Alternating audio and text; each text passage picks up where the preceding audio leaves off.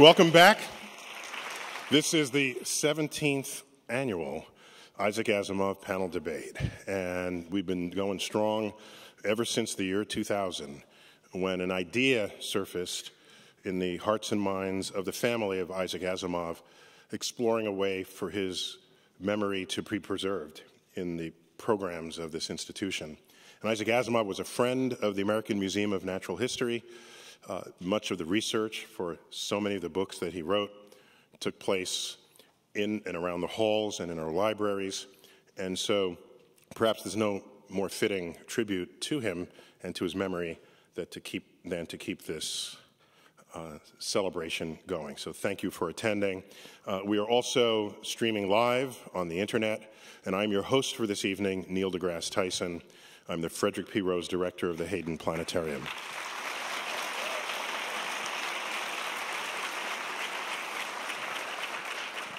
There's a couple of newsy notes. This year, we sold out in 3 minutes, and it's not a particularly sustainable model. So we're going to have top people looking at how to sort of improve that next year. We don't know how yet, but the least we can do is offer it live streamed on the internet on amnh.org. So I welcome everyone from the internet universe, as well as the universe gathered here. Tonight's topic is the universe a computer simulation? Yeah.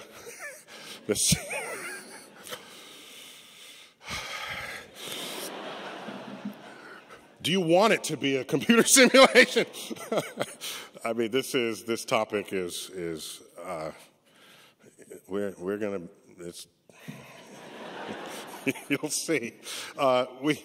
We've got some highly thoughtful, talented, respected people to weigh in on this. I will introduce them individually, and then we will start the panel. By the way, unlike most debates you might have heard about or read about, where there's point, counterpoint, and an argument is presented and attacked, that's not what's going to happen here. We're using the word debate loosely.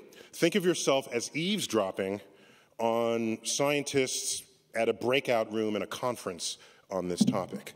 So we'll all be sort of arguing with one another, and you're listening in. That's really what's going on here. And you get to see how scientists think. You get to see how arguments are contested. You get to see how resolution arrives, if it arrives at all. So afterwards, we will have a brief time for question and answer before we adjourn, before 9 o'clock Eastern time zone, Eastern Daylight Time. So join me in welcoming my first panelist this evening.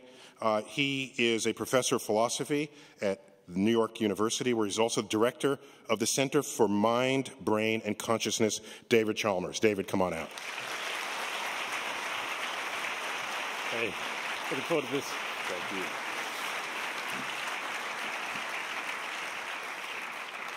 you. Next, we have a nuclear physicist who is a postdoctoral research associate at MIT up in Cambridge, Massachusetts. And let's give a warm welcome to Zohreh Davoudi. Zohreh.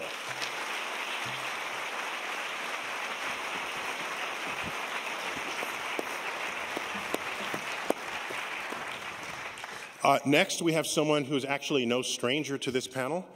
This may be his third visit to it. In part, the topic of this year was selected because he brought it up like a couple of years ago. And I said, man, we could do a whole subject on that alone. Let's give a warm welcome back to James Sylvester Gates.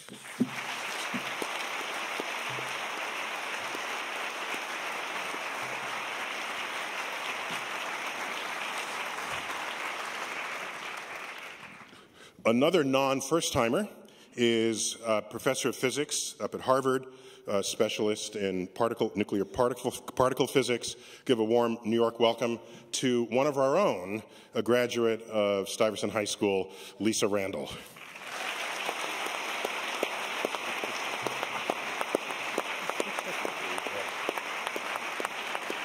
There's a friend and colleague, an astrophysicist, also from MIT, who's done some deep thinking about this very subject and has even written a book on the topic. Let's give a warm New York welcome to Max Tegmark. Max.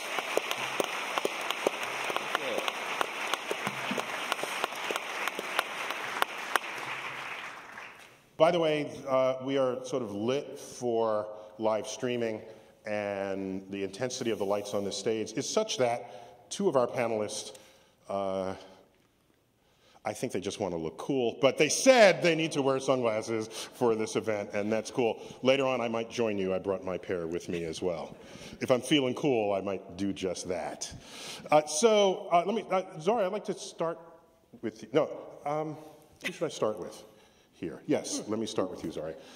Could you tell me why this topic interests you? Just give a couple of minutes just as introduction here. Sure. So, as Neil said, I'm a theoretical physicist. My interest is in nuclear physics. In fact, I got my PhD in 2014 from Institute of Nuclear Theory in University of Washington. And the research I was focused on there, and at the moment, is trying to use the knowledge of the laws of nature, and in particular strong interactions, to start from a bottom-up approach and try to see what comes out in a physical system. And that's actually relevant to why I got interested in the simulation idea. And in fact, by just watching the progress that researchers in this field of simulating strong interactions have made in the several past few years, we started to wonder how could we not think about the universe itself based on the laws that we've discovered, not simulated. So the way that we actually simulate the universe, it might actually give us hints that the universe itself could be numerical simulations. And then you would start thinking, well, let's make assumption that if that scenario is the case, and if that simulation is actually has similarities with what we do in our research, and just drawing parallels between our algorithms and techniques that we use to simulate laws of nature, and making assumption that they are similar, then what can we actually conclude about the universe as a simulation? Can we actually make predictions for the signatures that we should go after and test?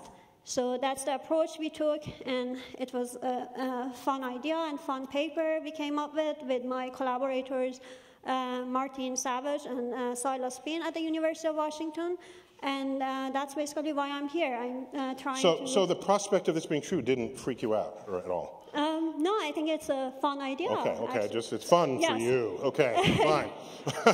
So Max, you've got a book on this too, right? What's going on with you? Yeah, well, already as a kid, I was always very fascinated by these very big questions about what was really going on with this reality. I remember actually lying in this hammock I had put up between two apple trees back in Stockholm, Sweden when I was 13, reading Isaac Asimov, actually. I'm very honored to get to be here. You know, it really makes you think about these big questions. And the more I learned about later on as a physicist, the more struck I was that when you get deep down under the hood about how nature works, down to looking at all of you as just as a bunch of quarks and electrons. And you too, it's not just us. Yeah. Yeah. Looking at you as a quark, no, you would come under this category yes, as well. I am a quark blob too, I confess. So, but if you look at how these quarks move around, you know, the rules are entirely mathematical as far as we can tell. And that makes me wonder, if I were a character in a computer game who started asking the same kind of big questions about my game world, I would also discover eventually that the rules seemed completely rigid and mathematical. I would just be discovering the computer program in which it was written. So that kind of begs the question, how can I be sure that this mathematical reality isn't actually some kind of game or simulation? So you've analogized yourself to Super Mario in a is this who you are? I don't know if that's a good thing or a bad thing. So, Jim, I just remember you started all this a few years ago, in my mind at least, just triggering the idea that in your research you found things that forced you to consider the likelihood that somebody programmed us. Could you?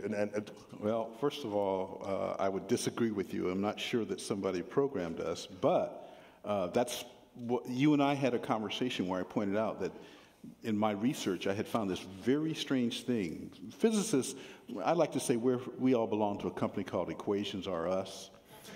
Because that's how we make our living, is by solving equations. And so I was just going through solving equations, and I was then driven to things that Max knows about, these things called error-correcting codes. Error-correcting codes are what make browsers work.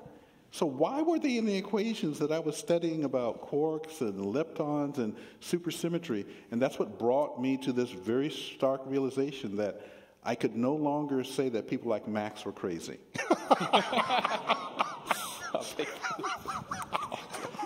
Or, stated another way, if you study physics long enough, you too can become crazy.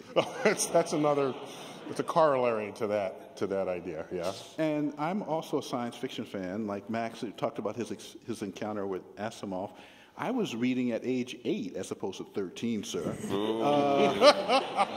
Snapped! Got off the slow start. I was reading at age 8 a science fiction book by an author named Paul French.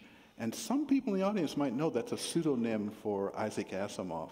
Oh. So science fiction drove me into science in some sense. And then now in my 65th year of life, I find out I have to make friends with Max and people like that. So Lisa, I kind of brought you on the panel because I knew you're a rationalist in all this. And so I don't know what to expect. I just needed to anchor this in somebody who I knew was not going there. So yeah. So I actually, well, I can't say I decided to be on the panel because I think I said, "What date is it?" And they were like, "Thank you for agreeing to be on the panel." But I have to say, I'm curious not so much about the question of whether we're a simulation, because I think it's only interesting insofar as there are ways to test it, and we can come back to that, I think, very much in terms of sort of how the laws of physics operate and whether we can actually distinguish that. But I actually am very interested in why so many people think it's an interesting question. Like, why is the audience here? Why is this because really, to first approximation, we can't really distinguish it. So I think the interesting question is, why do we feel compelled to want this to be true or even think this could be true? And how do the laws of physics operate? And are there really ways that we could eventually test whether there is something that distinguishes just a true universe? But I should say, like, if the universe is a simulation, I don't understand why it gave me a cold today. Okay. And so my voice might go. But I also think sometimes, like, some of the ridiculous things in the universe, and think why would that be part of the simulation? And I realized if I was doing a simulation, I would definitely put those things in. So there you go. Okay. Well, thank you for that. Now, we couldn't have a panel without a philosopher, David. We needed some philosophical... I know how you love philosophers, Neil. I'm on record for some comments about philosophers that got him a little ticked off. But anyhow, so David, what do you philosophers have been at this for a while, yourself included. So how do you see all of this happening or fitting in to the worldview? Well, philosophers like to ask the big questions about the world, the foundational questions, and this is one of them, you know.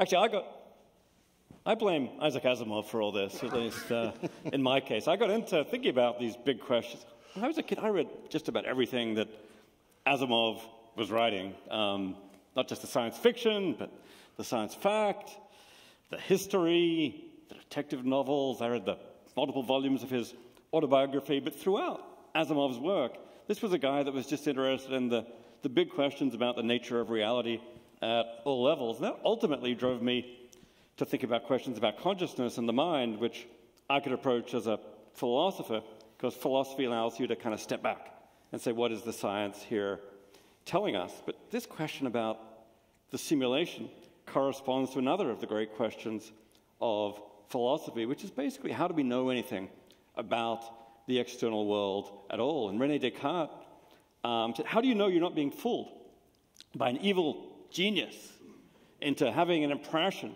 of this world around us, even though none of it really exists? Well, the contemporary version of that question is, how do you know you're not in a simulation like the Matrix, in which case, allegedly, none of this really exists? And to me, that question is just extremely interesting, because it seems nothing we could know could rule out the hypothesis that we're in a simulation. But you also want to think about what follows. Some people think if we're in a simulation, then none of this is real. I think if you adopt the kind of perspective which, say, Max was suggesting a second ago, where the universe is all mathematical or informational, this allows us to reorient our attitude to this question, saying, okay, maybe we're in a simulation, but if we are, all this is perfectly real, because all the information is there in the simulation, all the math is there, all the structure is there in the simulation. So I'd say, well, maybe we're in a simulation, maybe we're not, but if we are, hey, it's not so bad. And if I do this, you feel that. Yeah, right? Yeah. Okay. That. So that's real. That was a real punch. Yeah. So Zohreh, let me ask you. I see you coming to this almost from the most pragmatic side. You've done experiments with your colleagues, or you've had hypotheses with your colleagues. Could you just detail for me where you landed in one of those papers that you guys published? Sure. So what we did is not actually doing the experiment. We proposed that experiments could go and look for the signs of a possible underlying simulation for the universe. And the reason we thought about this, as I said, is because we've been simulating strong interactions, which means that instead of just looking at the larger structures, we start from the underlying degrees of freedom of our theory, the quark gluons that we understand, and there are very simple laws governing the interactions among these particles. However, when you think about all these complex systems of atomic nuclei and larger systems in the universe, the ordinary matter in our universe, it all emerges from those simple fundamental building blocks and these interactions. So we've been trying to just input those simple mathematical structure with a few degrees of freedom, these quarks and gluons, and then see how these, for example, atomic nuclei emerge from these simulations. So you're building the universe from the ground up. Exactly. So, but what are the limitations? We don't have infinite computational resources. We have very large supercomputers in the national labs, for example, that we can compute these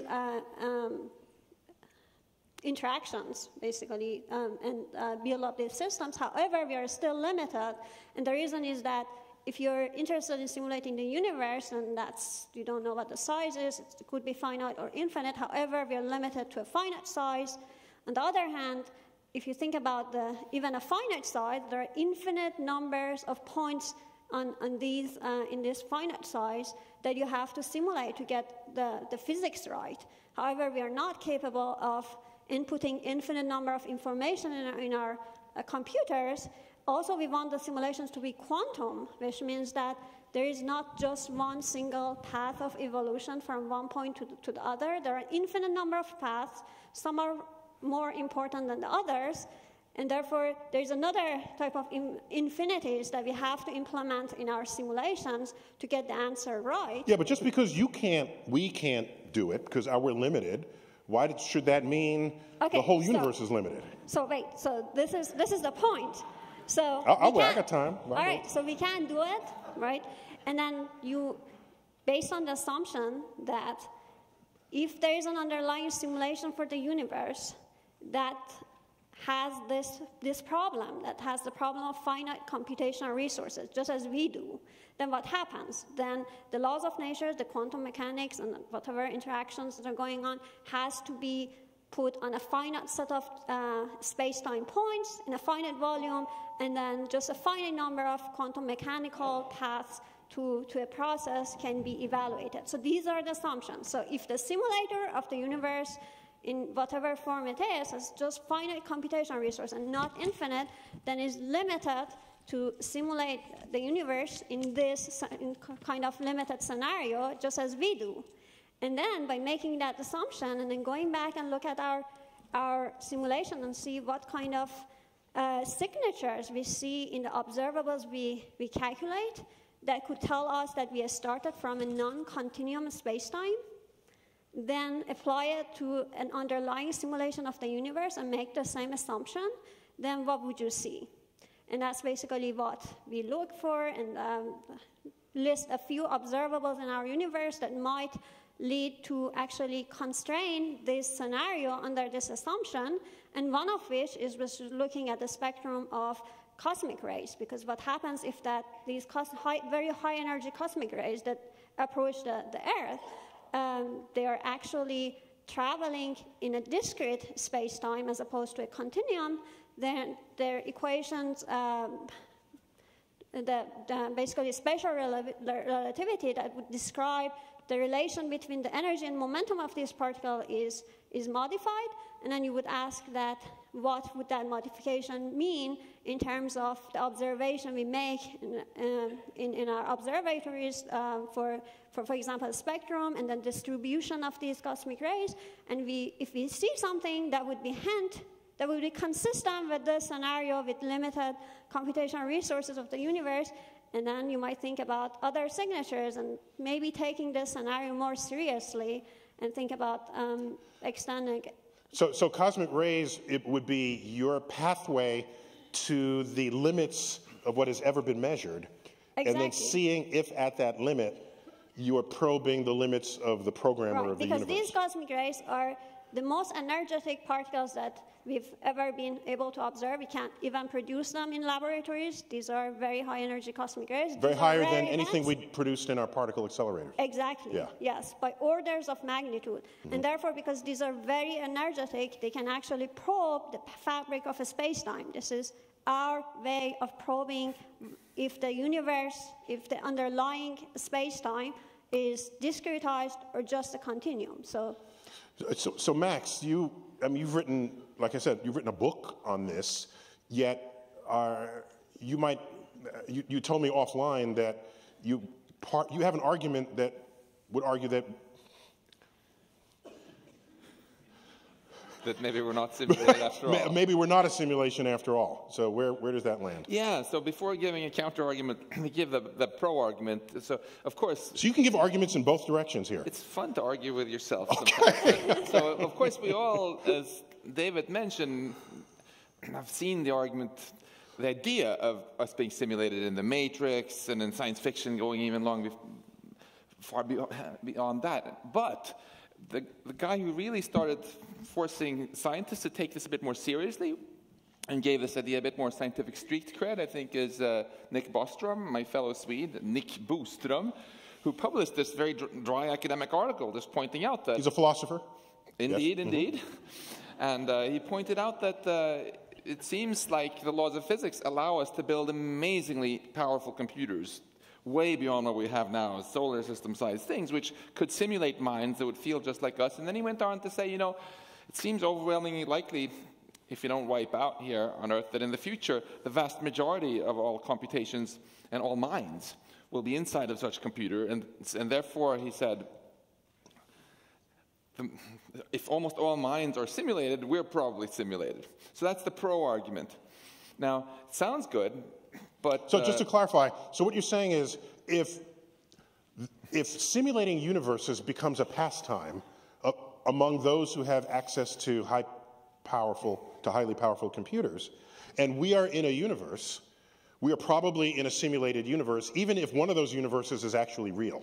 Right. That's basically... Is that a fair... That's the fair summary, yeah. And if you're not sure at the end of the night whether you're actually simulated or not, my advice to you is go out there and live really interesting lives and do unexpected things so the simulators don't get bored and shut you down. Is that the cause of death? Okay. But now, in terms of the counter-argument, if you just take Nick seriously... That's the cause of death. My God. There's something fishy here, because suppose you buy into this and you're like, okay, I'm sold on Nick's argument. We are simulated. Let's talk then about our simulated universe.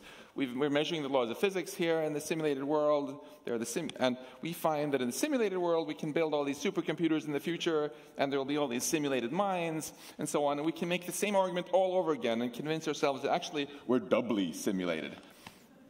And then we're a simulation in the simulation. And then you can repeat the argument again and say, well, okay, we're a simulation in a simulation, but in the future there are going to be all these simulated computers, and they're going to have all these minds. So we're actually triply simulated. No, we're quadruply simulated, and it goes on and all night. And the turtles all the way down. All the way down. Yeah, and at this point, I get the sinking feeling that there's something rotten at the core of this argument. Okay. The answer is we're at level 42. That was the Good question. answer. No, 137. 137. That's the fine structure constant. Of course. And I think where the problem lies is that when you make this argument, right, about what kind of minds are really the most common, the simulated or non-simulated, it assumes to answer that you have to know what the actual laws of physics are. But if we start making these sort of arguments, we have no clue what the laws of physics are. It doesn't matter what the laws here in our simulation, if it is one, are. We need to know what the real laws of physics are in the basement universe. It's the foundation. And if so, we don't really have access to that. So that's this philosophical nitpick, which seems to me swept under the rug here. Jim, where Where am I? Well, first of all, I have a finger, and I look at it, and it seems to be real. And so my point of view is very conservative. Carl Sagan once said that extraordinary statements, and I'm paraphrasing. claims, yeah. Right? Extraordinary claims require extraordinary evidence. Now, Zohreh has told us about a kind of evidence, and that's the kind of evidence that would convince me as a physicist. But what I do is sort of a mathematical model of physics.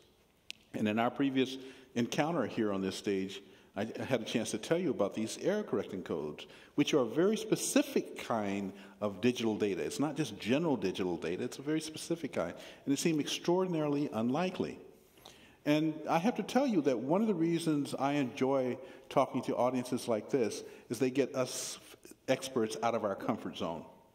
And so one of the first non-physicists that I talked to, or that I read, reflected on my comment, said effectively, and this is not exact words, but effectively he said, if the simulation hypothesis is valid, then we open the door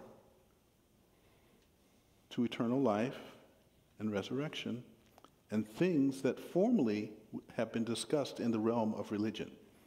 And the reason is really quite simple, because if you think about a computer, if we are a simulation, then we're like programs in a computer. As long as I have a computer that's not damaged, I can always rerun the program, right? And so if you really believe that we are in a simulation and there's some structure that runs that simulation, unless something damages that structure, then we can be repurposed. And so it starts to break down a very funny barrier between what people often think is the conflict between science and the conflict between faith. So what you're saying is that if we are simulated, that means there's a code that's doing it, and that code was started at some point, and in principle, it could just be rebooted, and then all of this would happen exactly the way it happened before, because it's running the same computer program. If one accepts the simulation hypothesis as an accurate description of nature. I would say that's a useless exercise. What would be more interesting is to actually... The word was useless, Jim, in case you missed that. Okay, you heard that. Okay. Emphasis on useless exercise. Go, Zohreh, go. Trying to repeat what you've already done with huge computation resources is useless. What is more interesting is to go and change the parameters of the simulation, the input parameters. Just put the same laws of nature, right? And then just change a little bit the value of the parameters, the very fundamental parameters of our universe, and then let it run and see what happens. And it's actually very interesting idea. It's a fun thing to do, just Exactly. as a scientist. But in changing those parameters, you might cancel out my existence, in which case I don't think that's very useful. The universe without Jim. So, Lisa, isn't this some of the foundation? Couldn't we account for a multiverse in this very way? That multiple universes, as I understand them, will have slightly different laws of physics. Maybe they are themselves the experimenter's search. So let's slow down a bit here. So first of all, I actually want to address some of the things that have come up already. One of the questions is probability, Bostrom's argument or whatever, that we're likely to be in a simulation. I mean, part of the problem is that probabilities have to have a well-defined meaning, or only useful when they have a well-defined meaning. So among all possible scenarios, we can actually say which one is more or less likely. When we run into infinities, it stops making sense. I mean, I could say, really, by probability, I'm very likely to be Chinese, because there's a lot more Chinese than Americans, but I'm clearly not Chinese. So probabilities are tricky, and you have to be careful what you mean when you're saying them. Another thing is, I actually find the egotism of thinking that if there were simulators around, that they'd come up with us kind of audacious and ridiculous. I mean, I think there's a very self-centeredness to this whole thing that kind of I find hilarious. But in terms of feedback, in terms of error correcting code, I think it's very likely that there are going to be feedback mechanisms in whatever universe survives, because if there aren't, I mean, there's always going to be mistakes. And if mistakes can propagate and just cut things off, those universes don't survive. So there have to be, I mean, for any universe, simulated or non-simulated, there has to be error correction. So that has to be part of it.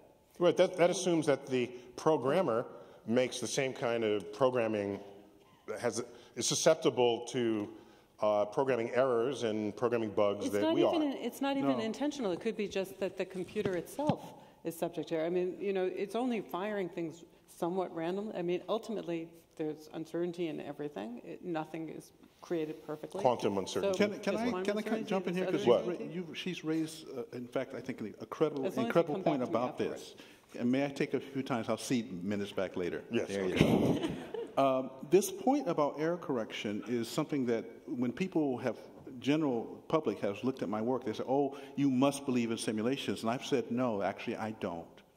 And the reason is because precisely the point that Lisa points out.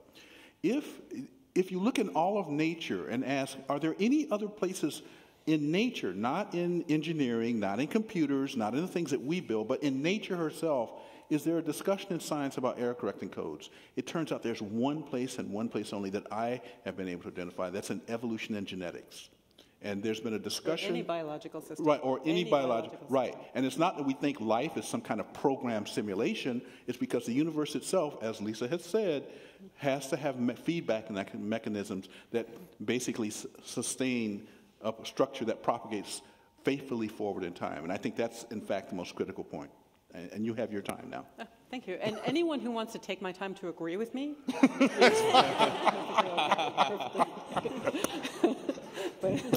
but as far as the multiverse theory goes, so we have to be careful what we mean by that. I mean, at some underlying level, we still think it's physics in action. Now, what might change in different universes?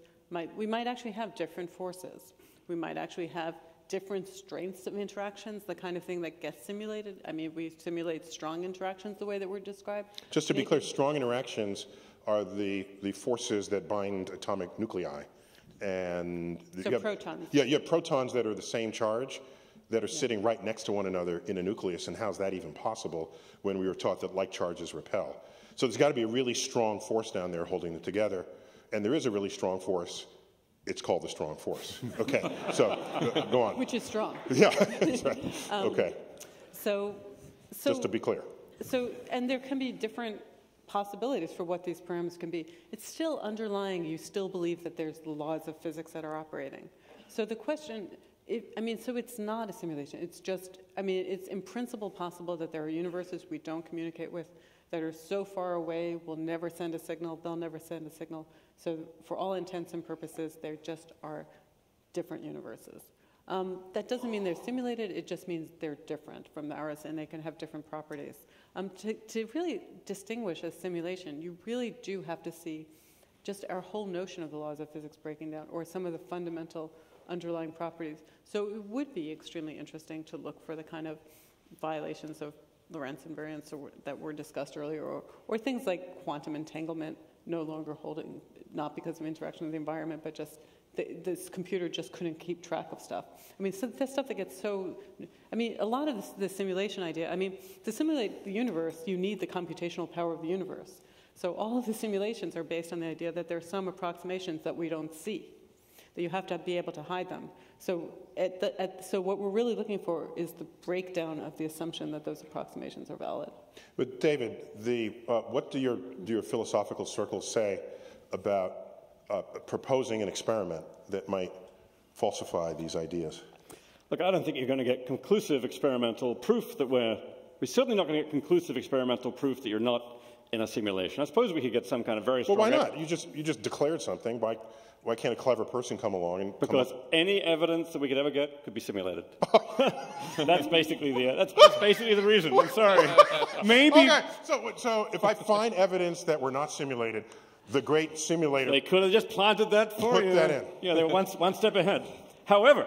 Okay, we're done. We probably could get pretty strong evidence that we are simulated. You know, if someone wrote up in the sky, sorry guys, the stars suddenly rearranged themselves into, sorry guys, it's all a giant simulation. And then they took over the internet. Except it would be in Chinese to get the most number of people to Very good. Then we'd probably have pretty good reason to think we're in a simulation, either that or the weirdest non-simulated universe that anyone ever imagined. So I'm not sure, for a philosopher anyway, it's not fundamentally a matter of experimental proof. It's cool. I really like Zohreh's experimental evidence that we're in a simulation. But I think around here, it's really important to make a distinction. Wait. There's a hypothesis that we're in a simulation. And there's a hypothesis that the universe is computational.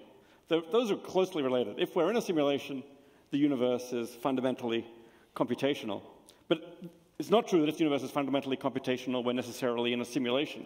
Because the simulation hypothesis is a combination of two things. That's an official thing, the simulation hypothesis. Yeah. The simulation hypothesis is we're in a computer simulation. A computer simulation is a computation that was created by someone for a purpose. So basically, the simulation hypothesis is that computation hypothesis plus something else about someone who created it. And around here is where you might be able to get all theological and say, okay, well, it's a naturalistic version of a God hypothesis. But anyway, so my worry about Zohreh's stuff, which is really cool, it's really evidence for the much weaker hypothesis that the universe is some form of discrete computation, and it's completely neutral on the question of whether this is actually a simulation in the sense of something with which intent. Is created by a simulator. So Max, do you mind if I call you Mario from now on? Because if you're Mario in the computer game, starts with M-A, so I guess I'll be grateful for the two letters I get. Yeah. I imagine Mario, someone coming into a Mario game and calculating how high he jumps and how fast he runs, and coming up with the laws of physics of the game, and possibly then questioning why is it that and not something else, perhaps. And so, why would that allow someone in the game to have any understanding of what's outside the game? Yeah, that's a really deep and good question.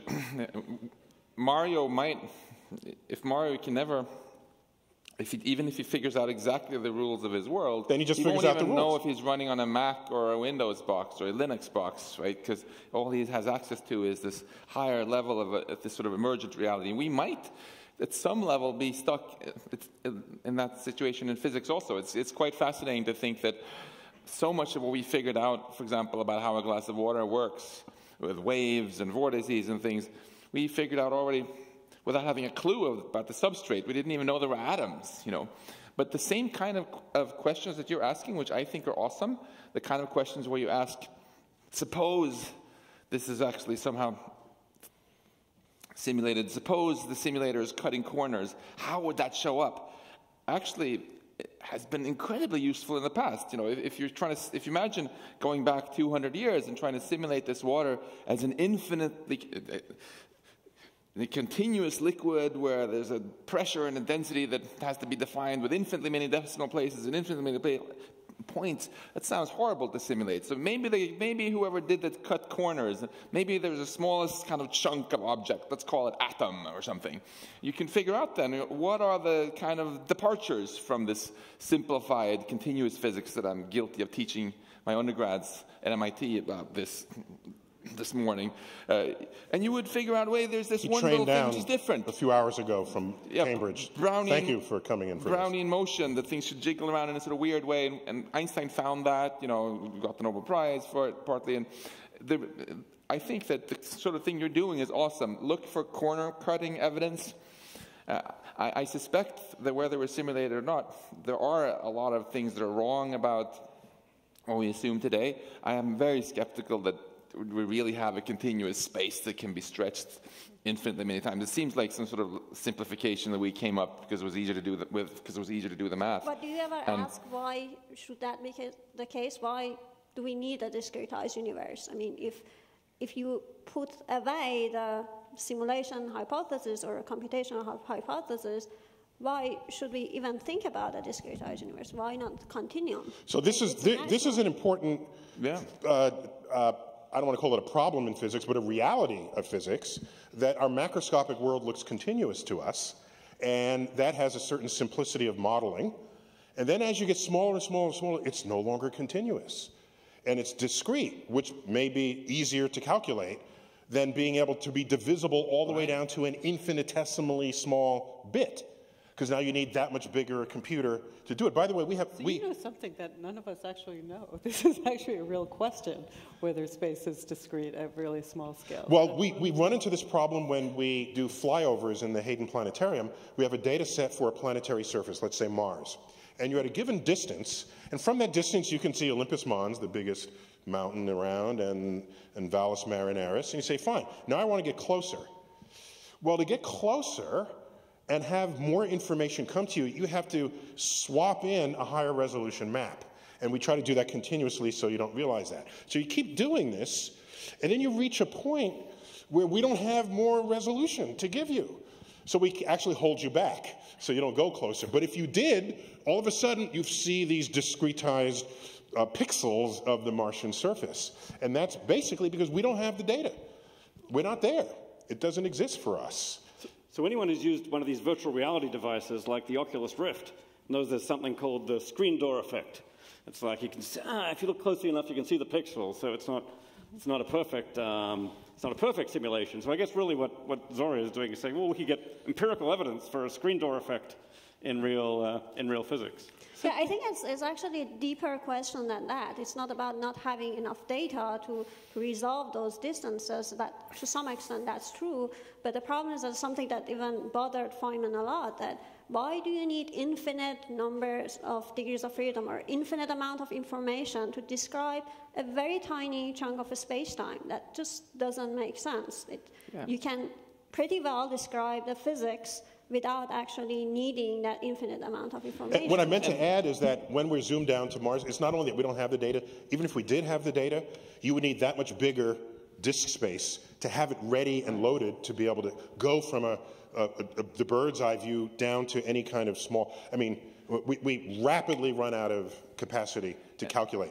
And that's a great controversy that even mathematicians have been really arguing passionately about for over 100 years. Like Gauss, one of the greatest mathematicians ever, said, or Kronecker actually said that God created the integers, and everything else is just the work of man, and all these continuous real numbers with decimal places and stuff. And I mean, frankly, as a physicist, it feels kind of hubristic that even though, to say that you need an infinite amount of information to figure out the height of my wine glass or anything. Nature seems perfectly There's water in that figure glass, out by the way. what to do. And yet we have this toy model that you need an infinite amount of information to do things. I think you're onto something very deep there, Zohreh, and that nature actually, that infinity is just something we made up for convenience.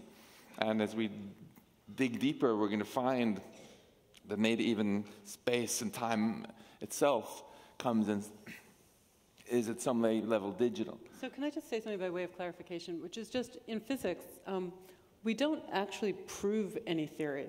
we can rule out theories. So you can rule out a lot of alternative theories, but in any case, you can always have the possibility that you can dig deeper and find that whatever theory you thought was the most fundamental has some underlying structure. And so that's why all the physics we've done works. That's why we really don't need to have an infinite amount of information at any time, because we don't have access to an infinite amount of information. And we can't even ask the question or tell whether or not there's this underlying infinite amount of information. So it's not just, we can't just ask the question whether the universe is a simulation. We can't ask if any physical theory is absolutely correct. We'll never know the answer to that. All we can know is that we've tested it up to a certain level, at a certain level of precision, over a certain range. And so these questions all come in, and that's why I can describe this glass of water without knowing about atoms, because I wasn't doing an experiment where the effects of the atoms became manifest. And the same might be true of the universe as a whole. So we can have in the back of our mind there may or may not be an infinite number of degrees of freedom, but that's not what we're actually testing. Just to disagree on one thing there, I think there's one fantastic example where we can tell it makes a huge difference. I think the biggest embarrassment we have, arguably in fundamental physics and cosmology right now, is this fact that inflation, if it goes on forever, it makes this multiverse, and then we can't calculate probabilities, like you so eloquently said in the beginning. That comes exactly from the infinity assumption. The idea that you can take a piece of space and just keep stretching it into twice the size, forever. So well, it I think we should question infinite. that. It could just be a large number. It could be 10 to the 500. I mean, it doesn't really matter if we say it's infinite or we just say it's a lot. But you can calculate probabilities as long as it never gets infinite. It's exactly the infinity that kind of... So he's cool with 10 to the 500 is what he's saying. Which seems like a really big... I know. That like equals infinity to me, I think. But that's exactly the point. That's exactly the point. Jim, is there any functional difference at all between admitting that we live in a computer simulation and saying that that's basically a secular God? What's the difference? Well, first of all, I've decided my name should be Morpheus, not Jim. Okay. Well, I'm Mario. Nice to meet you, Morpheus. Morpheus. Exactly. Yes. You have to see the movie Matrix and play video games to follow this conversation at this moment. Morpheus. But as I said, for non-scientists, because I'm going to make this partition, I think for non-scientists, an acceptance of the simulation hypothesis as an accurate view of our universe is equivalent, I believe, to the notion of a deity. Mm-hmm. I don't understand how for non-scientists you can make that distinction. For scientists, however, we are rather secular. The definition of science is actually a secular definition. And in fact, it's the definition that comes to us from Galileo. Einstein quotes Galileo as being the father of all science because Galileo, and these are Einstein's words, drums into us that contemplation alone, without observation of nature, is totally useless in trying to come up with an accurate view of nature. So it's the ability of us, our human ability to observe the universe that actually defines science. So if you can't give me something that I can observe, I don't know how to do science. Okay, so what you're saying is that if in fact there is a programmer who would be philosophically equivalent to a creator and you can't observe them, they're just outside the realm of science. I think that's a definition. David, you have to be defined by that. Well, I think there's a theological reading, if you like, to the simulation hypothesis. It says all this was created. But what's interesting is at the same time, it can be seen as a kind of a naturalistic theology, a naturalistic hypothesis from the point of view of... Is that the first time the phrase has ever been uttered, a naturalistic theology? I think it's out there already. Oh, it's out there, okay, good. Right. Simulation theology, you heard it first. Simulation theology is the coolest kind of naturalistic theology. From the point of view of actually, there's a book in 1750, or who was it? Yeah, David Hume was into... No, there was... who was the fellow who wrote the book, the Natural Theology? And there's a book with that very title. Yeah. But not natural simulation, or simulated theology. If you think about it from the point of view of the simulated... I mean, we in this universe can create simulated worlds, and there's nothing remotely spooky about that. People are already doing it with virtual reality and The Sims and Second Life.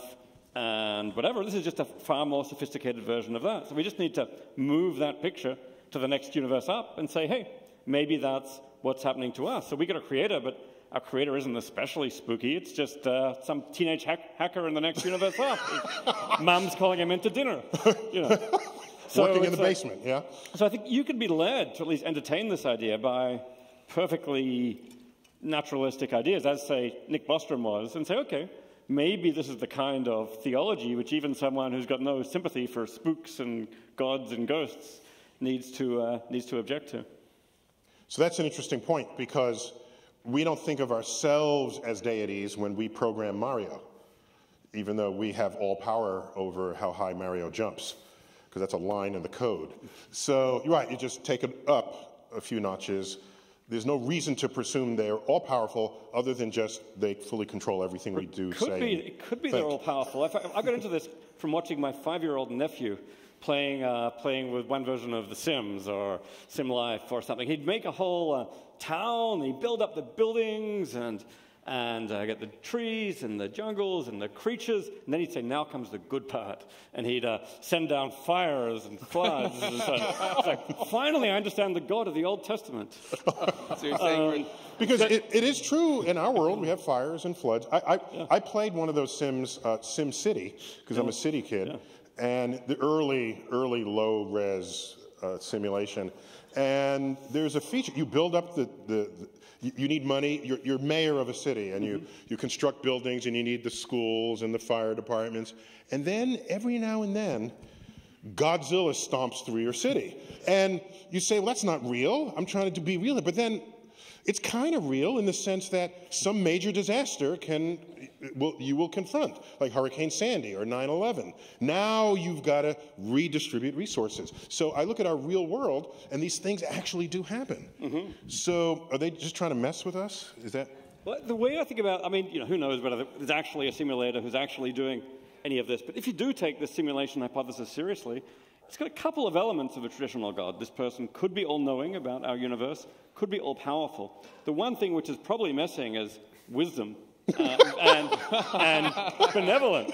And, if there's a simulator, I refuse to worship you. You may be out there, but you have not established yourself as being worthy of worship. Right, because they're all-powerful, all-knowing, but not all good.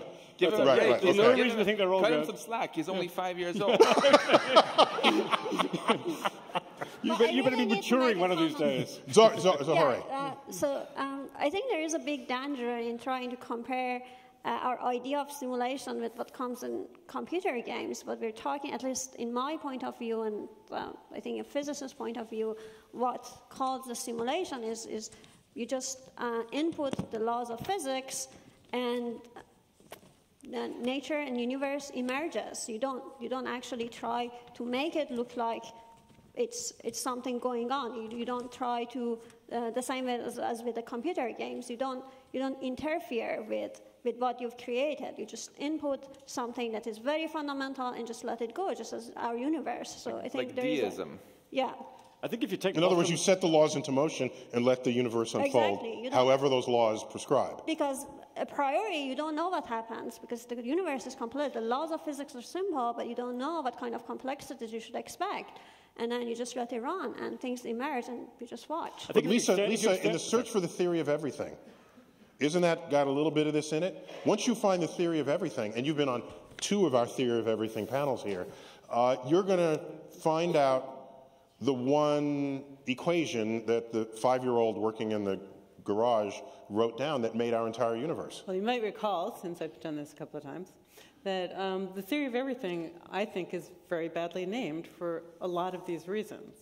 Because even with the equations, as was pointed out earlier, you could start your system very different ways. You can have different conditions. And there's a lot that we don't understand. I mean, even if I understood it, quantum gravity at a fundamental level and could derive all the equations, that's still not going to help me predict waves at a practical level.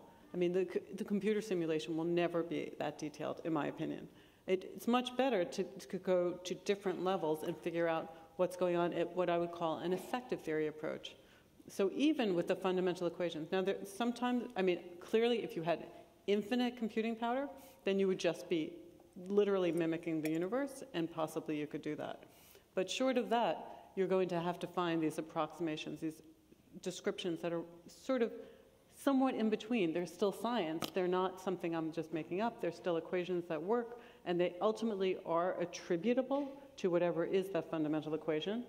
But that doesn't mean it's fundamentally how we're computing it. It doesn't mean it's fundamentally how it's working. But Zohreh, you started this whole discussion by describing trying to obtain an understanding of the basic forces of nature and the particles and build up from there. But isn't there surely a gap between what you know drives the behavior of individual particles and what might be emergent features in a macroscopic system? Isn't that true with the gas laws? We learned gas laws in first week of chemistry, but I don't know that you can get the macroscopic gas laws by knowing every single particle at every single instant. I don't know that they're fully reducible to that. So can you admit the possibility that there are gaps and that there's emergent phenomena so starting at the very basic level won't get you there? Is that possible? I do admit to that, and it is, in fact, a okay, gap good. in our... Thank you. Admit to it. No, this is indeed a field of research now. For example, in nuclear physics, we know these microscopic features about particles and building blocks of that contributed in strong interactions, but we don't know exactly how to get this complex system of nuclei. So, and we have very good microscopic and phenomenological models to describe all these larger scale phenomena, but we still don't know how to get them from this phenomenon. So that's what, as physicists, have to... if you could do it, I mean, if you had infinite computing power, in principle, you could actually see a system that exhibited the gas laws. The question is whether we as scientists would call them deriving the gas laws. It wouldn't be a very useful description. It would mean that we'd have to have these enormous computations every time to do it, rather than solve an equation that, as you know... Oh, so I never heard that before. You're assuming that if, in fact, we could compute the behavior of every single particle in a gas, that out of that would emerge the macroscopic gas laws. Well, it would behave according to the gas laws. That doesn't mean that you would okay, know what those gas that's laws are. confident. So what you're saying is it's not emergent, because I'm intrigued. Which of you mentioned the water? Emergent means it emerges from the fundamental laws. Because we understood to a very high degree fluid dynamics long before we knew that fluids were made of atoms. Right. And I don't know how much the public knows that atoms are, though the idea is old, evidence that atoms are real is relatively recent. And even in as recently as the year 1900, it was still kind of not sure. Right. And it wasn't really until Einstein and Brownian motion in 1905 where there was really good evidence that atoms were real things. Yet we had full understanding of fluid dynamics in any way that mattered for us. But I think we also now can derive fluid dynamics from the atomic description in certain cases. Not all of fluid dynamics, but some of the properties of condensed matter physics we can derive. Okay, I'm glad to hear that. So we're still talking about reducible things. They're two separate things, though, we mustn't conflate. On one hand, I think, in principle, one can derive all of these higher level things. I think ultimately even consciousness, like David Chalmers is working on, from starting out with the quarks and stuff. You're going to bring consciousness into this? In practice, on the other hand, whether we humans are smart enough to figure it out, that's a whole different story. And I think I'm guessing that's what you were getting at there. You weren't saying that there's some mysterious epistemological gap that we can't... Oh, no, that's not what I meant. But that we might not be able to understand. We haven't yet have the resources and probably enough tools and understanding to fill that gap, but the fundamental equations are there. It's just a matter of when we actually get there. So I'm curious. This brings me to a point that we did not discuss earlier in the notes that we shared. When I think of you can know everything you can about cell biology, about how life works, and it's not obvious to me that by just studying a single life form, that you can derive evolution by natural selection, that's an emergent phenomenon given the system. So if it's emergent, then no one actually programmed it in to do that. That's just something that resulted. Right, so the way I would describe it is I'd say that the fundamental, whatever's fundamentally there, that substrate is essential to whatever happened, but it's not necessarily essential to your description of what happened. And so the laws are following from this, but it's not giving an explanation. So I can note that there's atoms, but it doesn't help me predict what will happen when I throw a ball. I mean, in principle, I could probably figure it out based on that, put it all together, but it won't help me. It's so inefficient. So it's much better to have a description of a solid ball, even though it's made of atoms, which are actually mostly empty space. So that solid ball description leaves all of that out. And it works just fine. It tells me exactly where the ball will land. David, you and your consciousness cronies, is it generally recognized that consciousness is an emergent phenomenon of a complex brain? Yeah, well, this word emergence is kind of a word that people use to cover a huge variety of sins. I mean, sometimes I think it's a kind of a magic word we use to make ourselves feel comfortable with things we don't really understand. We say, it's emergent. There's different kinds of emergence. There's the kind you get with, say, a complex system, like the game of life, Conway's game of life, where the cells blip on and off, and you get complex phenomena like gliders that move along. Yeah, it's surprising. You wouldn't have expected it.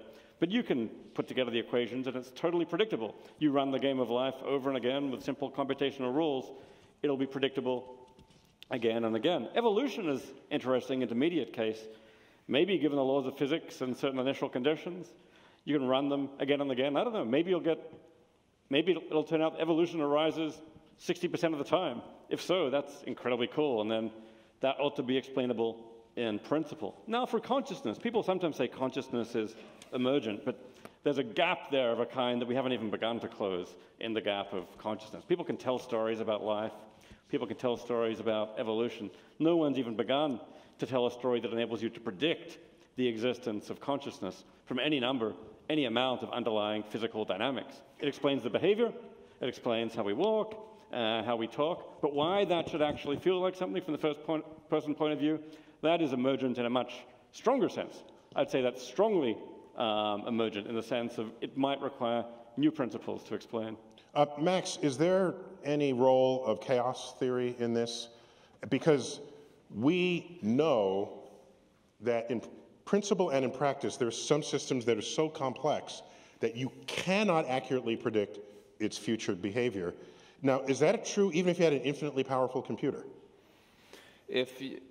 No matter how powerful a computer we build on Earth, we can certainly not predict. We could not have predicted that the Red Sox were going to win the World Series right after I moved to Boston. Because precisely of chaos theory, where tiny changes in the positions of some particle, made a huge difference later on. But just the butterfly effect. Yeah, if things. I got to tell you real quick. There's the Journal of Irreproducible Results, which is if you're a scientist and you come up with something that you know isn't right, but it's a really cool calculation, you publish it there. And it's like in there you'll find the calculation of what happens if you strap a jellied toast to the back of a cat. Since toast always lands jelly side down and cats always land on their feet, what would happen if this dropped? Okay, and so in the paper they hypothesized that the cat falls and then hovers over the ground. So it's stupid fun calculations. One of them was, sorry for this interlude, but one of them was there was some major storm system that happened that hit the east coast of the United States. And someone said, we found the butterfly that caused this. And it's like they killed it and it was on display. So go on. So this butterfly effect. Yeah. It was apropos complicated emergent phenomena related to chaos and such. I just wanted to come back to what David was saying about consciousness here and kind of connect it with what you opened with here.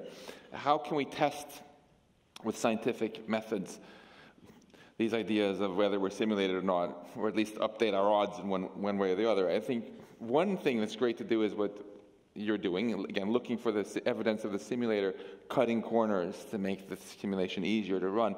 I think another thing we should do is, if you want to test this computation hypothesis that everything is a computation or that everything is mathematical, we should look precisely at the things where we're the most clueless right now about how we would actually describe it mathematically. And I can't think of anything we're more clueless about right now than consciousness. And try our very best to see if we can bring also that in under the tent of things that we can describe with math. And if we fail spectacularly on that and can realize why, we'll see wow, our universe is not mathematical. Boom, done. Death to the simulation hypothesis. Whereas, if you and your cronies, as we're told that they're called, succeed, that would, I think, be a big boost for the simulation hypothesis. And there are people who are pursuing the idea, as you know, that consciousness is fundamentally about information processing in the right way. When information, for example, is integrated in just the right way, maybe you get a kind of consciousness. Now, it's still a very controversial idea and a lot that it doesn't explain, but if something like that is right, it goes very naturally, at least, with the simulation hypothesis, because it's very natural to suppose that in a simulation there could be all that information being integrated and giving you consciousness. Certain other views just say, for example, consciousness requires a certain very specific intrinsic property, like a certain specific biology. Then there could be a simulation of the whole universe, but if it didn't have that biology, then no consciousness. It would just be a world of unfeeling zombies, unfeeling physical dynamics. So it really makes a difference. How do you ever show that something can't be described mathematically? You'd have to believe that you understood fundamentally what the degrees of freedom are. So you might just have the wrong description. I mean, even in physics, I mean, we know classic examples where people thought certain things were impossible until just a new law of physics was discovered. I mean, Darwin got the age of the world, our world, closer than the greatest physicists of the time, because Darwin just looked around and Kelvin thought he knew the laws of physics and he didn't get them right. So I don't see how you're ever going to be able to show that something has no mathematical description. Wait, Max, you're big on the mathematical concept here. What you're saying is everything is mathematics. And if everything is mathematics, then everything is programmable. That's right. And so I think, as in answer to Lisa's question, David put it very well in the beginning. In physics, we aren't ever able to really prove that something is true. The only people who prove stuff are mathematicians. But if David and Giulio Tononi and Christoph Koch and others succeed in this endeavor to try to actually explain consciousness mathematically, it wouldn't prove that things are purely mathematical, but it would certainly be yet the great boost. Because if you just go back, let's go back to Galileo again. We were eulogizing him earlier, right, for his great insights. And when he wrote that our universe is a grand book written in the language of mathematics, that was 400 years ago. And because he was so impressed that things moved in parabolas and things like this. And he had no clue why oranges were orange and hazelnuts were hard and some things were soft. That seemed like it was beyond what you could do with math. Then we got Maxwell's equations, the Schrödinger equation, the standard model of particle physics. And more has been explained by math. I think Galileo would be really impressed if he were on stage. So it's really cool to look at what are the things left. I'll invite him next time. Failed on. You can reincarnate him and bring him on. So we'll just have to simulate him. That's what we'll do. It's really cool to look, what's left? Like consciousness, for example, and see if we can also make some progress there. There's no better way to fail on anything, including consciousness understanding, than to tell ourselves, we know it's impossible because of some principles, so let's not try. Yeah, those aren't good scientists who behave that way. I think we have to distinguish, though, between the two claims that you can give a mathematical description of everything and you can give a complete mathematical description of everything. Well, even for consciousness, you can obviously give many mathematical descriptions of, color space has certain geometrical properties, the light, the feeling of the light is more and less intense. You can give a very rich mathematical description of it, and that's what, say, someone like Tononi is doing. But can you give an exhaustive mathematical description of it? Once you've given a full mathematical specification of consciousness, have you understood everything about it? Or is there some further nature, like the redness of the red or the blueness of the blue? What Max is saying is that previous frontiers in that question were ultimately breached when enough smart people came along to figure it out. So whatever's our state of mind today, it would be unwise to suggest that it somehow transcends any access that the future of math might. And of course, at some level, we don't have an exhaustive description of anything because we understand that there can always be something more fundamental, something we haven't seen yet. I agree. In fact, the very word atom in the Greek means indivisible. Yeah. So, how long did that last? Yeah. While we have been all bowing at the altar of mathematics, a number of us are aware of this result by Gödel called the incompleteness theorem, and it even says that in some sense mathematics is incomplete. There are things in mathematics that you cannot prove. That's what the theorems say. And so we, as humans, I think... In fact, Gödel proved it. Yes. Yeah, right. He proved it. That's exactly right. He proved Gödel it. proved that math cannot be proven. That's right. Yeah. If it's consistent. There are things that Right, if it's consistent. consistent. In defense of our universe here, there's absolutely... Somebody's got to defend our universe, so go ahead. Standing Go. up for our universe, there's absolutely no evidence that our universe is inconsistent or that mathematics is inconsistent. Gödel said that we humans, we cannot prove ever that mathematics is consistent. We cannot prove that it's impossible to prove that 1 equals 2. But I think that's probably more of a reflection of our own the limitations that thinking beings have, rather than that our universe has some kind of identity crisis. Our universe seems to know exactly what it's doing. It doesn't seem very inconsistent, except when I watch presidential debates. Oh, boy, I'm not going there. But, Max, that was precisely my point, that maybe what we're talking about is, in fact, part of our limitations, not limitations on the universe. But, you know, in science, it's very funny because the way we do science, when I give public talks, I like to say, you know, if you look at a family in their house, you might be an anthropologist and record what they do, and they turn the appliances off and on, and you might come up with some big record book of this.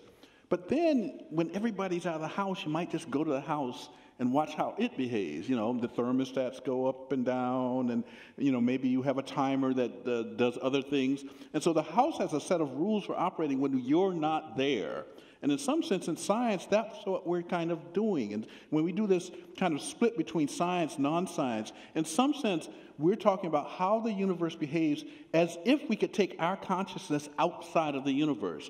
And that's a very subtle point to appreciate. And so maybe what this whole discussion has been about is actually just our limitations. So we're all stupid, is what you're saying. Yeah. Actually, the universe made us very clever, at least most of us. So, Jim, I got to ask you something. Your discoveries of the sort of error-correcting code within the laws of physics themselves at the depths that you're researching them is... what I wonder is, we live in the age of IT, of information technology, so we all have a certain fluency. So it's in our brains to think that way at some level. Could it be that, you know how the saying goes, if you're a hammer, then all your problems look like nails, and you solve them by hitting them. If now we are in an IT revolution, and you're finding IT solutions to your problems, maybe it's just the fad of the moment, and you're forcing a solution that is either not real or there's a better one awaiting in a revolution that is yet to occur. Sure. So the last time I was here, I actually misspoke. I used the name of Shannon when I meant Hamming code instead. So first, let me correct that for this wonderful audience. Error correction in action. That's right. Exactly. Error correction in action. Absolutely. But in our work, it's... First of all, we don't know that it's the physics of our universe. There is a large experiment underway that Lisa knows a lot about in Geneva because she has written papers about possible outcomes in these observations. Lisa, are you flying to Geneva tomorrow? I am, but not for that. Not for that, okay. So the Large Hadron Collider is going to explore more of the structure of the universe. So first, the mathematics that I have done will only become physics or relevant to nature when the LHC or some other observational device says the idea of supersymmetry is correct. Then it will kick in. So that's a big if. There are lots of physicists who don't believe the universe will be supersymmetric, in which case all I've done is an interesting mathematical fairy tale. So supersymmetric proposes a whole other regime of particles that are counterparts to the particles we've come to know and love? Correct. Okay, and they're yet to be discovered, but they could be describing a whole other parallel reality awaiting our discovery. But even that, I mean, I just want to clarify. We may or may not find evidence at the Large Hadron Collider, which is what's being discussed, but that doesn't even mean that supersymmetry doesn't exist. It means that we can't find the evidence at the scales that we can probe. Exactly. So it could be that there is some fundamental symmetry, and it's broken at such a high scale that we cannot access any of the evidence of it. And that's the world we live in. I mean, that's what we do as scientists. We try to simulate what we can, we try to derive what we can, we try to measure what we can. And then we have to allow for the possibility that we just haven't had the accuracy, we haven't had the cleverness, or we haven't had the Technology. resources to Technology. be able to test certain ideas. And so I think that's right, that it's a combination of what's out there and what we can actually do. So I don't know who among you to ask this directly, so I'll just put it out there in front of you like a piece of raw meat, and you can just chase after it if you... Or you vegetarian, some raw carrots, okay? So you can chase after it. I don't know if any of you are vegetarian. Can you cook the meat at least? I'll cook them, okay. We'll cook the meat. My question is, I remember Physics 101, and then 102, and 201, and 202, and as you learn the laws of physics, every now and then something pops up that's just kind of weird. All right? You learn Maxwell's equations, which describes the behavior of electromagnetic radiation, the behavior of light. And they're really beautiful, except there's an asymmetry in there. There's like, you can have particles that have electric fields like electrons, but you don't have isolated particles that are their own magnetic fields. There's always a plus and a minus stuck together. So they're not symmetric that way in the equations. And it's like you cringe when you see that, because part of us wants some beauty and symmetry to the universe if it is, I don't know, we're holding it in very high expectations for what we want to find. And then you go back to the early universe and you find out that 1 out of 100 million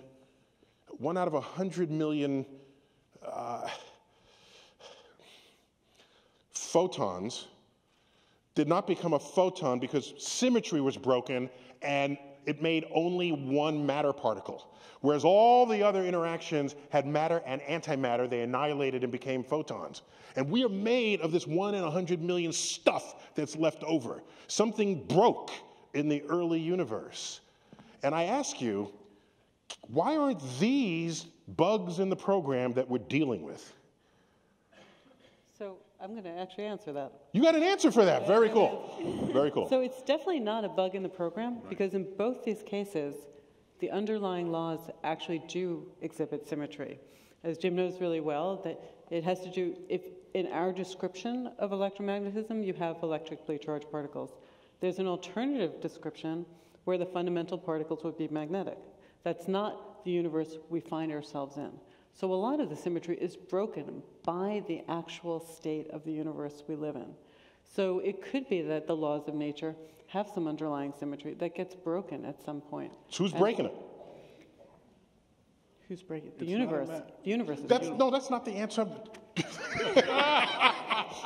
I'm looking for a little more insight into who's breaking the laws of the universe than just the universe. Well, here's a simple example, okay? Well, just to be clear, we come up with what we say are laws, and then if we see an exception, we say that there's a case where the law is broken. And we're okay with that. Suppose I have a pencil. So, sorry, symmetries that are broken. Suppose I have a pencil standing on end. I have rotational symmetry, right? We'd like to believe that everything's rotationally symmetric. Why should one direction be different? So I have a pencil standing on it. It's going to fall down. It's going to fall down in some direction. Now, who made it fall down in that direction? No one made it fall down in that direction, but it was going to fall down in some direction. So the symmetry is broken. We didn't ask the symmetry to be broken. The fundamental laws were perfectly symmetric, but the symmetry is broken. And there's many things in the universe that are like that. The fundamental laws are symmetric, but the actual universe we live in has broken. So we can't look for weirdness, because if it is a program that's running, which came up earlier, and we all had programs that crashed, what happens if our program crashes? Do we all disappear, like instantly? What are the consequences to this being a program if someone unplugs it? If there's a bug that crashes the entire system? Is there any piece of the universe where that part of the program failed? I have it on good authority. Spinning wheel here on the stage, going round and round and round. I have it on good authority. It's crashed 5 times during this panel discussion, but fortunately it rebooted perfectly, and we have no memories of it. So it's like that's just good error correction. But Neil, the point you raise, in fact, is for me one of the most uncomfortable ideas about the simulation hypothesis, that it's running on some device, and that the errors would then, how would it manifest itself? Well, in the way that I think most of us think about it, it's kind of the end of the universe. And for me, the universe that I have studied for 50 or 60 years is it's a place of mystery, but it's not a place of the fundamental kind of insane, unleashed chaos that kind of end. Now, we know that we talk about, for example, false vacua. That's something, again, that Lisa knows a lot about, because it was pioneered largely by Sidney Coleman, a professor at Harvard, before Lisa got there. We know that these possibilities are out there, but the breaking of the symmetries are so... One thing that's really odd about this is if you don't break the symmetries, you don't get us. You don't get a universe with creatures like us in it unless you break these symmetries. And so maybe the question which... It's like, why did I break those symmetries? That's right. The simulation of why am I breaking those symmetries? So, the fact of our existence says something very deep about the mystery of this place we call the universe. Because the laws, the symmetric laws, they're beautiful. We write them with simple equations on 1 or 2 lines. But if those laws held exactly, we're not here. In fact, it's just a universe of photons. I think that's a very good point you bring up there. At first, it looks like if someone simulated this, they had been drinking too much or whatever. They were really wasteful, because you might ask, like, why, if they just wanted to simulate us, did they bother simulating all this dark matter, 6 times as much matter? Obviously increased their CPU cost, but they had to pay for their Uber cloud services, whatever, who needed that? Plus, but we came really late in the universe. But every single thing we've discovered, like dark matter, for example, that seemed superfluous, we've since discovered that if it weren't there, we would be dead. Or in fact, we wouldn't even have evolved in the first place. If there were no dark matter, for example, then its gravity would have not been there to help pull our galaxy together, and the Milky Way wouldn't even have existed. So it's an interesting question, I think, to ask, is this the simplest kind of simulation you could run that would actually get some interesting life? Or is there something in our universe which is really just bells and whistles that you could optimize out? So maybe they're just running this kid was doing a science experiment. He ran 1 million simulations overnight, and exactly one of those universes broke the symmetries in the right way to produce conscious beings. And hey, here we are. Why did they make chiral fermions so difficult to simulate on the lattice? That's a scientific question, you guys. So maybe just adding something to this. Instead of just looking at the weirdness and that we observe in the universe, some maybe more fundamental question to ask, again, we can ask why the parameters of our universe, the mass of the electron or the cosmological constant and things like that, why should they have the value they have? I mean, in terms of the simulation scenario, you can sort of start to think that this is just an input as many other input. Or the other way to interpret it is that we don't know at a fundamental level what's going on. Maybe there is an embedding theory that would arise that is simpler, it has fewer input, or maybe just one, and then gives you the values of the standard model and all these theories that know to be exactly the same that we observe in nature. So, well, just to be clear, if any of us program a computer, a simulation of anything, there's a set of parameters that are established up front, and then you watch what happens thereafter. And then you sometimes tweak the parameters if necessary. Some other parameters are non-tweakable. Almost all of our codes, there's a line that gives the value of pi. That's not tweakable. We don't have any mathematical... For example, that in Minecraft, when you create a Minecraft world, I'm taught by Philip and Alexander, you have to input a world seed. Okay. Yeah, and if you put a different one... Basically, it means that we don't have the mathematical equations, for example, to say that the mass of the electron should be what we measure and things like that. So we don't have yet a description as why these have these values. So, but why should we be, this might have to go back to David, why should we be the measure of what an intellect is and then judge what is hard or what is easy? So in other words, just because we think something is hard because of all of these physical constants that come together so that we exist many billions of years after the universe forms, maybe that's just trivial for anybody who's programming the universe. Yeah, I mean, it probably is trivial. They've probably got sim universe technology. Everyone's running it on their desktop. I mean, someone at Google in the next universe up universe up. That's now a phrase. Created sim universe, but it's like, okay, set a few parameters, run the universe, no big deal. Some of those universes produce nobody. Some of those universes produce somebody, and those somebodies have to reverse engineer their universe. And it turns out reverse engineering is really hard, whether you're in a simulation or not. But that's just, if you look at it this way, it's just a matter of perspective. Because when I think of the game tic-tac-toe, to a child, this is a challenging game. They don't know what move to make next. And then they might win or lose, and then they cheer or they're sad. And then you realize this is a pointless game. You can play so that you'll never lose or win. But then it's no longer fun. But to a child, it is it's a game that challenges them. And then we have the game of chess, which challenges us, but you go up an intelligence level, and then it's just a trivial exercise. I don't care how many possible moves there are. It's trivial if their brain is a greater brain than ours. And I'm reminded, which one of you may remember, just to correct me if I don't get it right, was it Feynman who first analogized the laws of nature to our attempt to understand the laws of nature would be like coming upon a game of chess and you know nothing of the game, and you're just watching people move, and you don't have the rule book, and you have to deduce what the rules are. And so pretty easily you can see, well, this piece moves this way and this only goes diagonal. You get that. But occasionally, one of the pieces jumps 2 squares instead of just 1.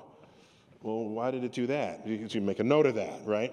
And then later on, that little piece that jumped 2, it reaches the other end of the board, and then it becomes a whole other piece. That's kind of freaky. It's rare, but it happens, and it's an important rule of the game that most of the time you don't see. And so I'm left wondering how much of a chess game without the instruction manual is the very universe in which we live.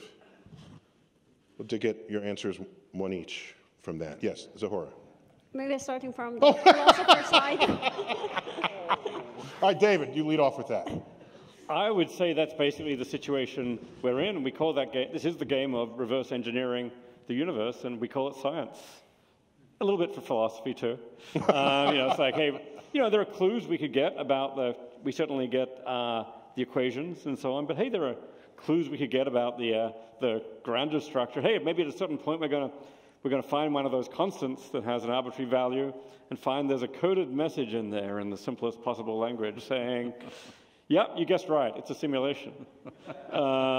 If so, then that's part of the reverse engineering too. But it's actually a miracle we can understand anything about the world we're in from this perspective. The world could have so much complexity which is completely beyond us, and it could be that we are simply scratching the surface. But I think to do science, you've just got to take the optimistic. But you left me very disappointed earlier in saying that anything, I was trying to find evidence to show that we're not, and that evidence that we're not could be put in by someone who is.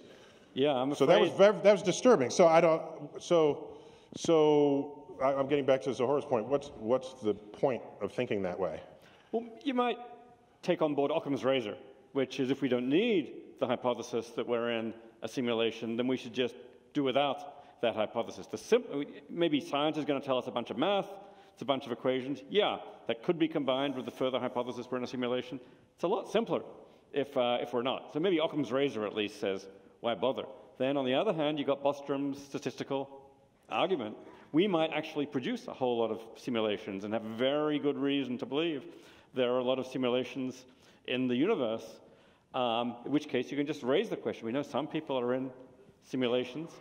We cannot assign at least probability 0 to us. And at that point, it becomes a statistical question. So I think the standard scientific reasoning of Occam's razor might give some reason to reject it, but the statistics starts to maybe balance that another way. And around a certain point, you've got to start doing some math about the probability. So Occam's razor actually goes very far back, I think, to the 14th century, where was it the Earl of Occam? Was it who suggested William Occam that the of all explanations, perhaps the simplest has the best chance of being correct, and that was well before the methods of the scientific method and others. So we've been using it, invoking it ever since. So Lisa, is the universe a chessboard, and we're So I was very much with you until the very end. Mm-hmm. So I think it is indeed true that we don't know the answer, and we're just going to keep doing science till it fails. And it hasn't failed yet. It seems to we make progress, and so we're going to keep doing that. In terms of Are we trying to figure it out? I actually love the idea that we're a simulation where they actually kind of saved in efficiency by making us not quite smart enough to figure all of this stuff out. So we can figure out a lot of it. But That's they're a like, built-in... that's too much computational power, so let's make them a little bit dumber. So, but I do have, I mean, I understand it's a possibility there's a simulation, but there is a problem with the statistical argument. I mean, I think if you asked any statistician, you know, there's just not based on well-defined probabilities here. And actually, one of the key, so Bostrom's argument would say that also that you have lots of things simulating things, and lots of things that want to simulate us. And I actually really have a problem with that. Why simulate us? I mean, there's so many things to simulate. You know, none of us actually get together and, I mean, we simulate processes or whatever, but we mostly are interested in ourselves. I don't know why this higher species would want to maybe they don't care about us. They just simulate a bunch of physics or a bunch of laws, and hey, we came along as a byproduct. Yeah, it's in the realm of possibility. But So we grew out of their petri dish. But I do think that, again, ultimately, what as physicists, as scientists, we're interested in are the things that we can actually test. So to the extent that it gives us an incentive to ask interesting questions, like, do we see cosmic rays at different energies or from different directions, going at slightly different speeds, or anything of that nature, or do we find the laws? I mean, that's certainly worth doing, to see what is the extent of the laws of physics as we understand them. But that is what we're doing anyway, but maybe we'll be presented with a bunch of other questions. But that is, I mean, so it's a little bit of a systematic way of figuring out the chess game, because in the case of the chess game, you have many games. You can watch many games. Here we have this one universe, and we can try to make little tests within that universe to try to test laws, but those apply in those little rounds. I mean, one of the brilliant things about Galileo was he realized there's many ways to do science. There's thought experiments, observations, but he actually came up with the idea of experiments themselves. We're bringing him to the next panel. Yeah, I know. I'm totally excited about it. He might be that one too. So that's just the nature of science. So I think we are trying to figure it out to the extent we can. Jim. I think you nailed it with the chess game analogy. One thing that I think that oftentimes when I talk to people is, and Lisa alluded to this very well, is that a lot of people think it's all about them. They really do. They think it's all about them. They have to understand things that's somehow related to them. It's all about them. And I think that one of the things that science actually teaches us is that it's not all about us. We may be struggling with the description that we're trying to construct, but the universe doesn't care whether I understand or don't understand. The universe doesn't care whether I exist or not exist. The universe, at least as I have studied it, is, I'm going to retreat into Einstein. At the end of the day, it is an extraordinary mystery. That's the sense that I get from having studied science for now 50 years almost. That we live in this place of mystery, and we need to accept a humbleness about our efforts to go out and explain that chess game that you described. Ooh. Max. I fully agree with you that the world would be a better place if we humans could be a bit more humble. At the same time, I also feel that the very soul of physics is this audacity to look for a hidden simplicity in things. So I think the metaphor of chess is a beautiful one. We have as a goal in physics to look at this very complicated and messy-seeming universe and look for a hidden simplicity. Look for rules of chess which are actually simple, not the list of one Googleplex different possible things, or not just saying it's all random. And of course, we don't know yet whether there are rules that are simple enough that our human minds can understand them or not. But I'm an optimist, and I feel it's actually much healthier as scientists if we have this innate optimism. Instead of saying, well, you know, it might be they were too dumb to ever figure this out, so let's just not try. I think it's much healthier to say there is a real possibility that there is this hidden simplicity. And in fact, Galileo and Einstein and so many before us have found simplicity far beyond what their ancestors ever dreamt of, right? So let's keep looking for even more hidden simplicity. Maybe this is actually all computational or mathematical, which would be, that's in a way the ultimate audacity to hope for that, because that would mean that in principle at least, it really is possible to figure out the rules of the game. That's the attitude I like to take. Consider the possibility that it is possible, and then try our very, very best to actually figure it out. Thank you, Mario, for that. And Morpheus.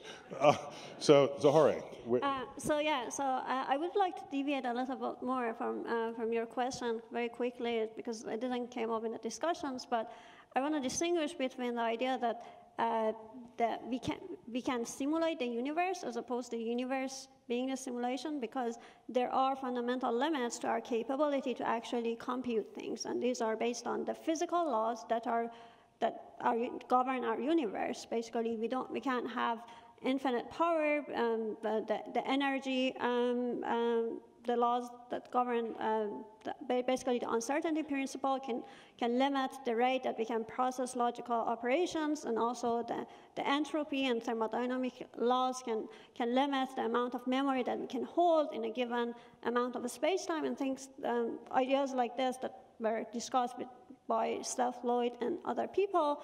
And therefore, we might not be able to actually, and there are other actually limits when you think about larger scale and expansion of the universe, whether or not you can ever causally connect to parts of the universe that is expanding, and therefore store and process those information, be able to actually re-simulate the universe that we have. So it's a different idea. I don't think that based on the physical laws of our nature, this could be possible, but that doesn't mean that our universe could not be a simulation inside another universe that has another laws of physics that doesn't actually limit the amount of computation that is required to simulate the universe. So these are two different ideas.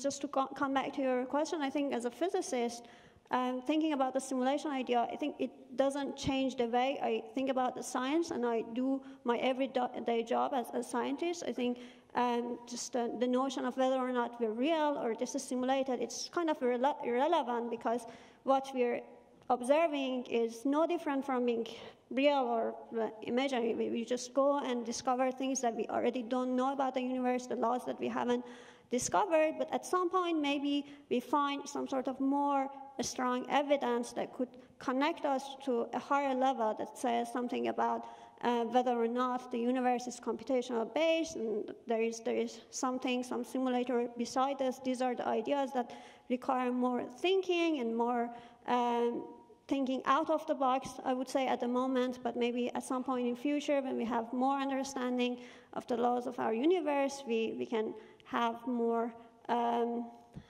rigorous way to go and look for those evidences and say something meaningful. At this point, I think there is no such evidence. We've just started to make assumptions by just comparing our simulations of the universe and see what would be the consequences of those kind of assumptions. But at the moment, we don't have such evidence, and it would be wrong to put a lot of focus on this idea, but it's definitely a very fun and curious idea to think about as a scientist, and therefore I think that's why I do science. And I just have to alert you that she actually knows the answer to your chess question, and she's just not telling us, because you're Persian, and you Persians invented chess.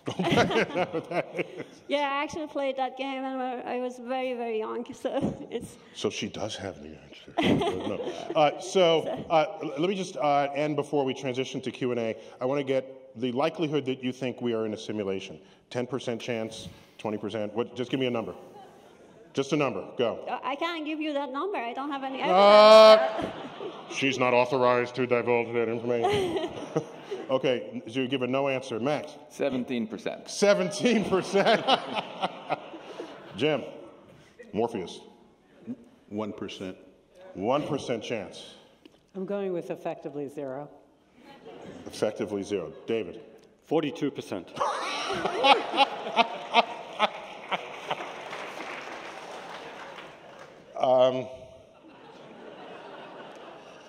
So I think the likelihood may be very high.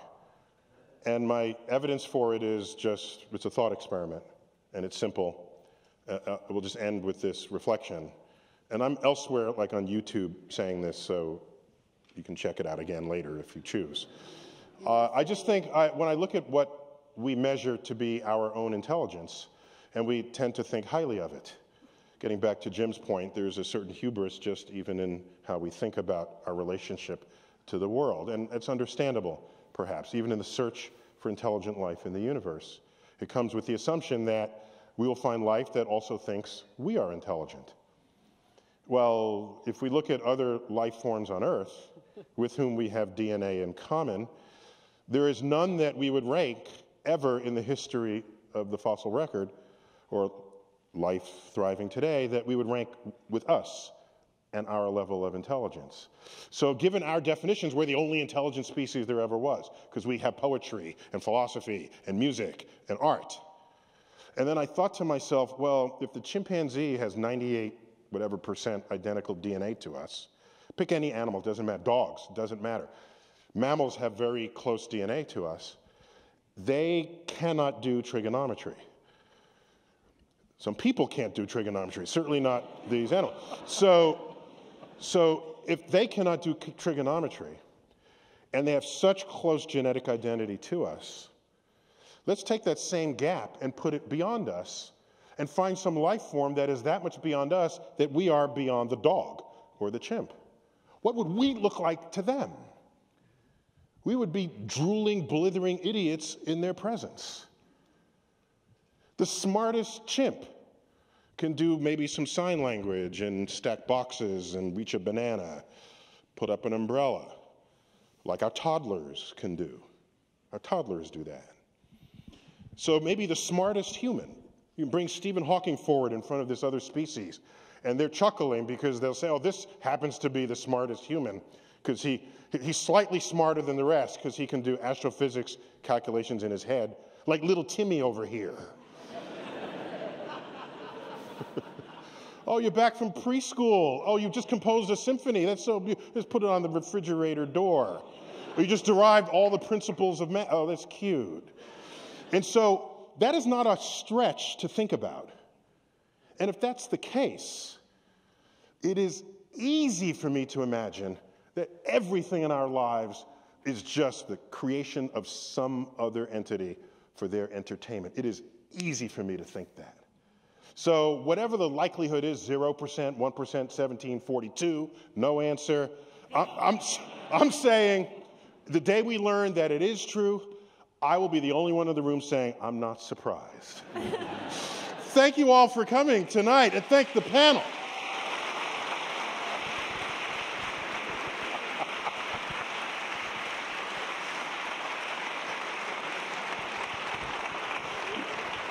We will bring up the lights, and in this transition between the formal part of the panel and the Q&A that we'll be taking from you, I just want to tell you just what it takes to run this thing.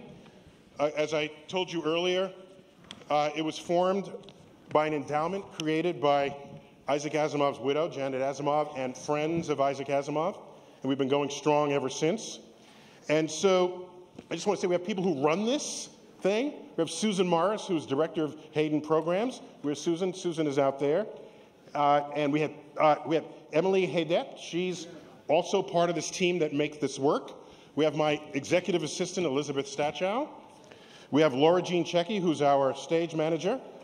We have some fans of Laura in the audience. Good.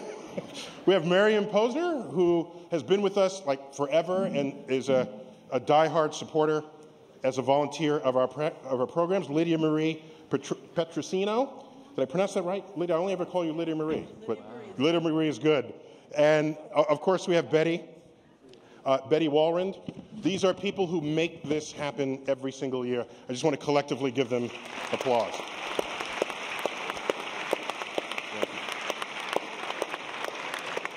We have about 15 minutes for Q&A, so let's go straight to it. We'll go back and forth, left and right. No one will hear you unless you speak into the microphone. So let's start here. Let's go. Okay, so my question is, does it really matter? Would you view the universe differently if we knew it was simulated? Could we do the math differently? Oh, I like that. To make this efficient, we'll pick one person to answer. So how about Max, because you have, your book is titled, what's the title of your book? our mathematical universe. Yeah, so he's the guy to answer this question, okay? If you knew, would your math be different? Well, I'll take your question to mean if I knew, would that make me super depressed or super excited? Would it change the way I feel about everyday life? My answer is absolutely not. I feel that when we look at these rather sterile equations or the computer code or whatever it is that's running this, there's no meaning or purpose built into that. We shouldn't look to our universe creating the meaning for us. It's we who give meaning to our universe. So the way we feel about things and the meaning we create is the same, regardless of whether we're simulated or not. And I think this is very much the point that David was making earlier also. We shouldn't diss things just because you're simulated. The math is a little bit different if we're simulated, on the other hand, because there's also the math of the simulating universe. Right. There's a math of our universe embedded in a bigger one, which raises some exciting prospects like, hey, maybe we could get out and explore that one. So that'd be cool. Wait, so you're saying, can you embed a complete system of mathematics within a higher system of mathematics? Yeah, maybe the embedding universe has a vastly higher level of complexity than ours in order to have the computational power, for example, to simulate ours. And hey, maybe they'll let us out one day. We're just computers in their world. They'll give us input devices. So you feel like you're in prison? No, it's just like, it's like Earth is cool, but the galaxy is even cooler. Okay. Yeah, a quick one here. I think it would feel different. It's like, it always interests me that if you miss a basketball game and you know it already happened, it's less interesting to you to watch, even though you know it happened already, because it's not happening in real time. And you might not even know the result, but I think there is a sense in which psychologically the idea that it is pre-programmed would be disturbing, at least to me. My analogy to that is if you go to the Smithsonian Air and Space Museum in Washington and you see the Apollo 11 command module that went to the moon and came back, and there it is. If you made an exact replica of that and put it on display anywhere else and say, you cannot really tell the difference except microscopically, but it's a fake, it means it's different to you, even though you can't tell the difference. The knowledge that it's real seems to matter to us than if it's a simulation or a model in that case. So I have to agree. I reluctantly agree. Well, I don't want to agree, but I have to agree. I disagree for one reason. I don't do science to make me feel something. I do science because I think it's an investment in the long-term survival of our species. Our science underlies our technology. If our environment changes, we will use that technology to survive. Well, that's true whether we're simulations or not. That's why I do science. Are you also running for president?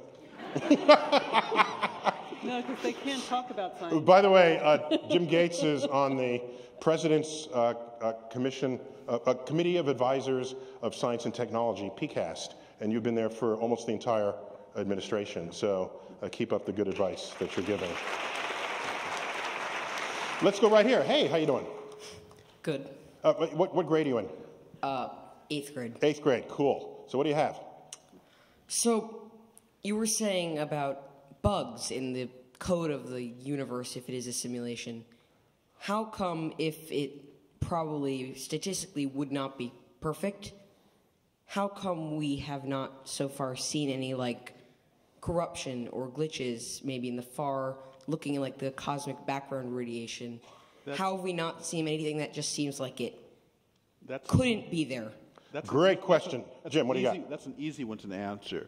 Up until September of last year, we had never seen gravity waves either. The point is that our technology was not sufficient and might not be sufficient now. Okay. So what he's saying is that it may still be there, just haven't found it yet. That's a cop-out answer, I think, between you and me, but don't tell him that I said that. No, okay. Oh, wait, yeah, sorry, yes. Yeah, so exactly the line of investigation that we had in our paper is whether or not the simulation is imperfect, as you say. So given that we haven't already seen something doesn't mean that we might not see something, and therefore, as I said, we look for evidences that tells us that there are some imperfection in the universe because the simulator or the amount of computation that could be done to generate our universe has been finite. It hasn't been infinite, and therefore there might be some evidence, but it doesn't mean that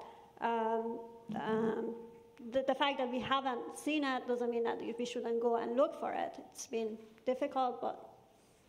But I thought the question was, why haven't we seen it? That's what I answered. Well, yeah, and don't you both agree? You're saying if you haven't seen it, doesn't mean it's not there, and keep looking. Right. Good. I've got a question from Twitter that came in. Evan Quinter from the Twitterverse asked, I think I'll direct this to Max, if the universe is a simulation, does that mean there's a limit to how far our universe can reach? Because we speak of an infinite universe beyond our horizon all the time. So you're ready to say, if it's a simulation, it can't be infinite, and there is the limit to the code. It's a great question. If we are being simulated in one universe up on finite computational resources, then either the size of our universe is actually finite, or there's some other trick, like it just keeps repeating itself over and over again. Like the background in the Flintstones when they're riding in the car? Precisely. The background just repeats. I was so angry. I said, you can't draw me. What's with your budget? Ever see the backdrop of cartoons when people are running? It just repeats. When I was a kid, that disturbed me.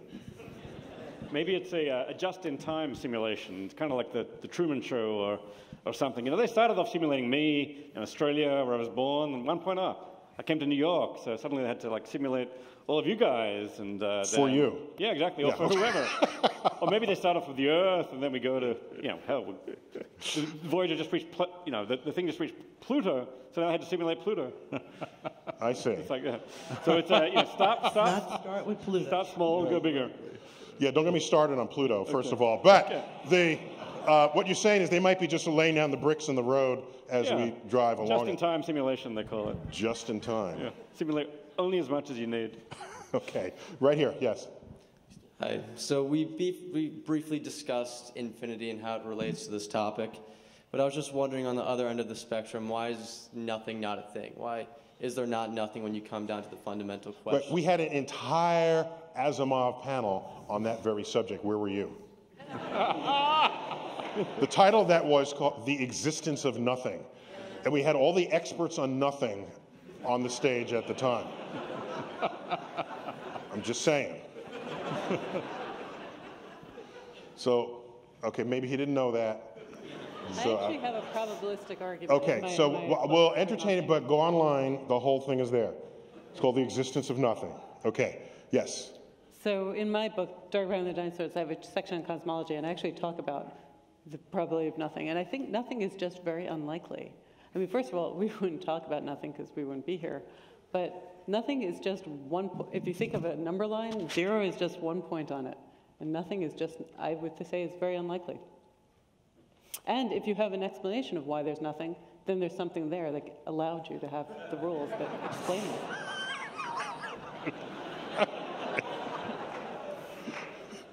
So you're saying the act of posing the question of why there's something is proof that there could not have been nothing? Right, so there's two good. answers. To crystal clear now. That's one answer, and the other answer is probabilistic. Okay, yes, sir. Hi, Neil. How are you? Hi, good. So I think I'm going to say this every day now after this. I'm going to say computer and program when I wake up in the morning.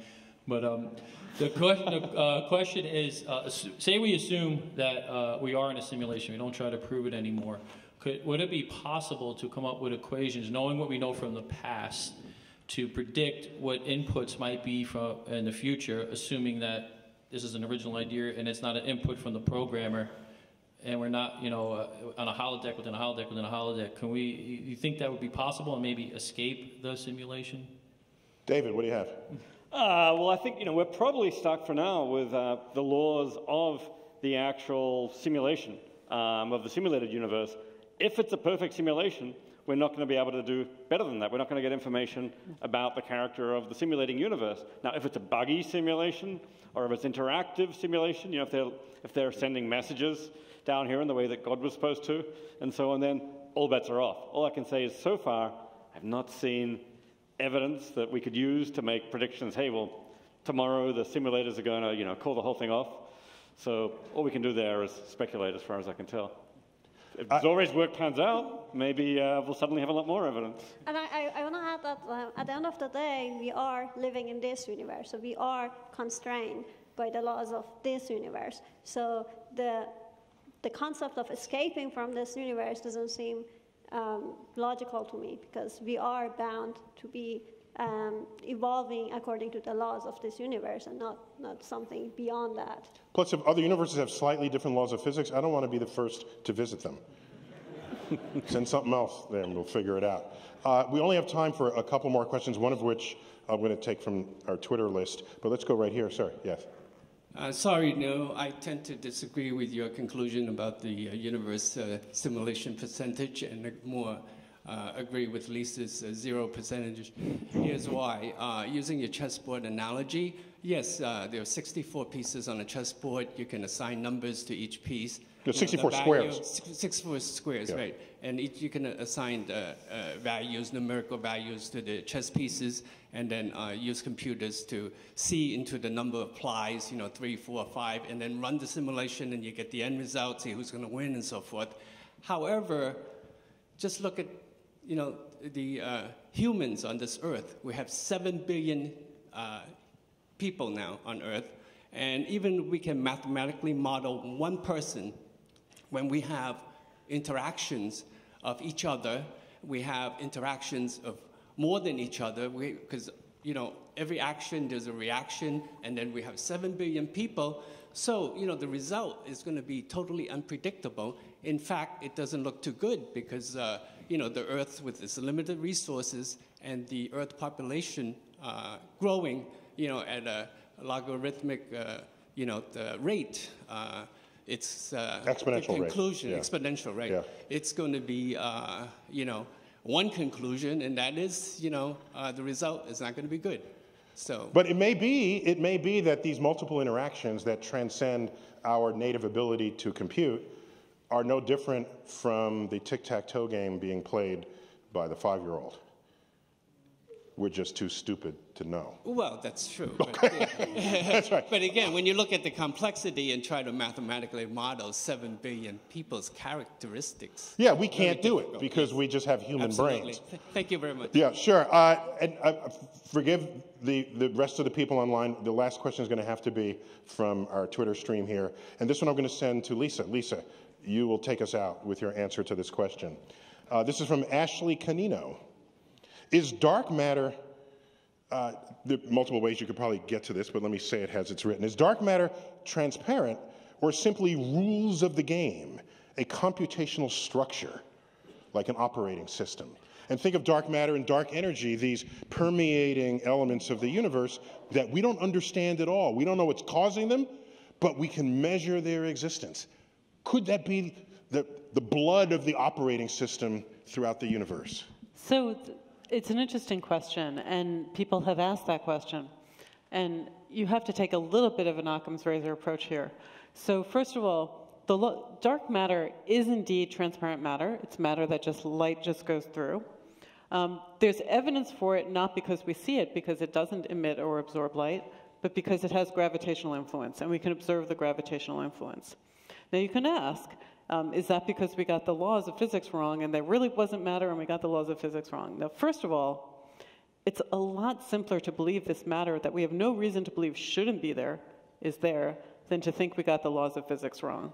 Because the laws of physics work incredibly well over many distant scales. So there's no evidence that those laws of physics are wrong. But furthermore, there's more and more evidence that makes it look just like it's matter. One of the things is known as the bullet cluster or other clusters, which are really mergers of clusters of galaxies. Clusters of galaxies are bound states of many galaxies head together. And when those things go through each other, a cluster of galaxies has gas in it, it has stars, and it has dark matter. When it goes through it, you see the gas gets stuck in the middle. You can see that through X-rays. Through gravitational lensing, you can see the dark matter just pass through. It acts just like you would expect matter that's not interacting to act. It goes right through, the gas stays in the middle. Now you can try to mock up equations or some simulation or something that does that, but it looks just like matter would look. It's exactly what you would predict. Except we established earlier that we don't form our own galaxies without the existence of dark matter creating the womb in which we collect. So isn't that kind of like an operating system, enabling matter to do its thing? Well, gravity is in some sense, the operating system. But gravity is responding to the existence of the dark matter. And dark matter does play a big role. There's more of it. It collapses. It doesn't interact with light, so it can form structures more easily than normal matter. I like that. Gravity is the operating system. Well, how about dark energy? Dark energy is another just thing that's in there that's responding to gravity. So dark energy is, for those of you who don't know, it's smoothly distributed. It's not like matter that clumps together. It's the operating system. It's not the operating system either. The operating system is everywhere you touch on a computer. So is dark energy. I'm just getting confused now. It's part of what I put in, at least in my initial state, and then I let the gravity equations work on it. So you have this distribution of energy, you have this distribution of matter, and then you can ask, what is the effect of this energy that we don't observe directly? In some sense, we observe the fact that it is responsible for the acceleration of the expansion of the universe. But gravity is the only law there. The other stuff is just stuff. Dark energy is stuff. Dark matter is stuff. The gravitational equations are acting on that, and it's actually creating the gravitational force. Well, so if gravity is the operating system of the universe, I can't wait for Universe 2.0. Thank you all for coming this evening. And thank the panel. Zohreh, Max, Jim, Lisa, David. That was so much fun. That was really Thanks for coming out. That concludes the 17th annual Isaac Asimov Panel Debate. Good night to you all here in New York. We'll see you next year.